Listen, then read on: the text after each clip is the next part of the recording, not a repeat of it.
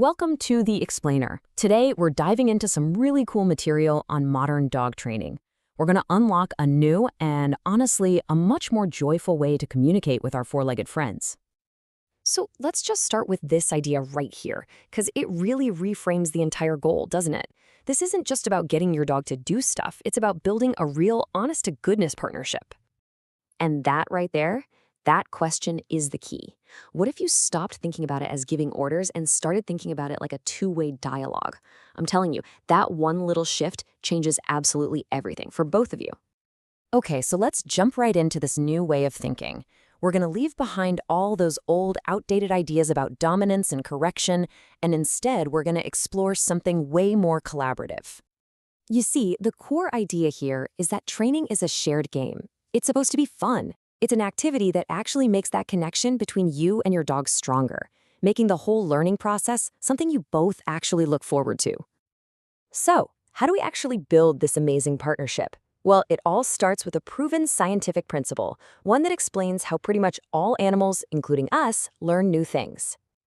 And let's be super clear here. This is not bribery. It's a fundamental law of learning. It's as real and reliable as the laws of physics. When a behavior is followed by something good, that behavior gets stronger. It's that simple, and it's that powerful. And this chart just lays it all out, doesn't it?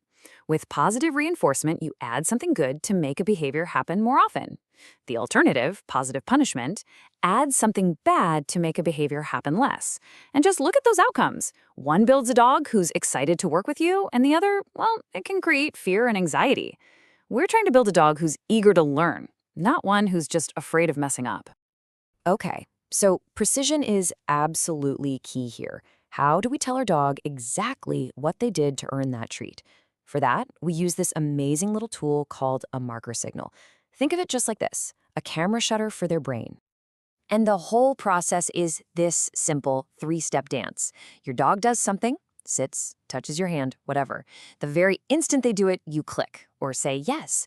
And then after the sound, the reward comes. That click or yes is a snapshot. It tells your dog that, what you did right then, that's what earns you this awesome treat. It's crystal clear communication. All right, so what do you actually need to get started on this journey? You might be surprised by how simple and straightforward the toolkit really is. I mean, really, your whole toolkit comes down to these three things. You need a clear way to communicate, a powerful way to motivate, and a smart place to start. You know, somewhere quiet where your dog can actually focus, and you can both win. Now, this right here, this might be the golden rule of rewards. You have to remember this. We might think a pat on the head is the best thing ever, but if your dog would do a backflip for a tiny piece of cheese, guess what? The cheese is the better tool for the job.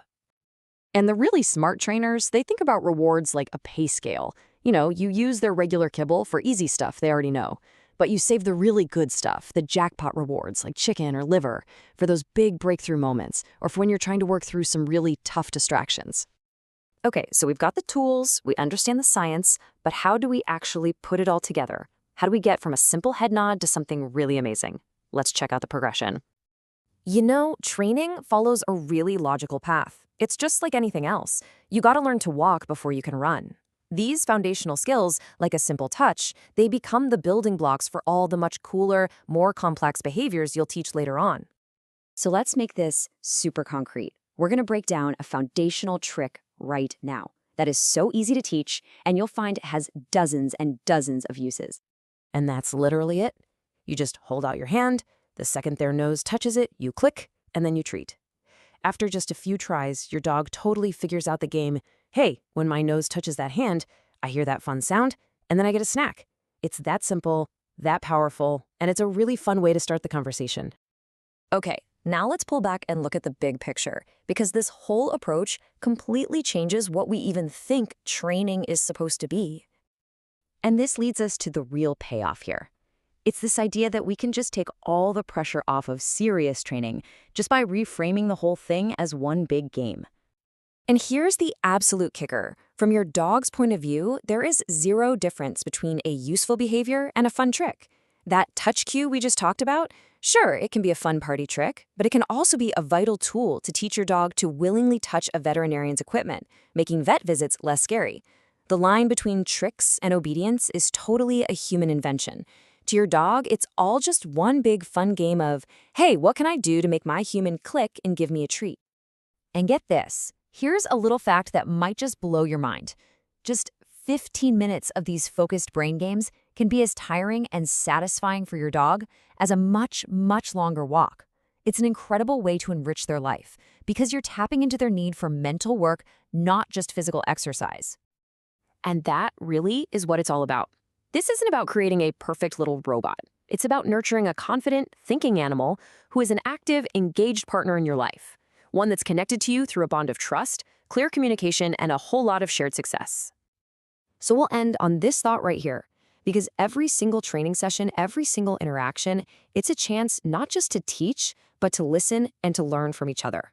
That conversation is just waiting for you to start it.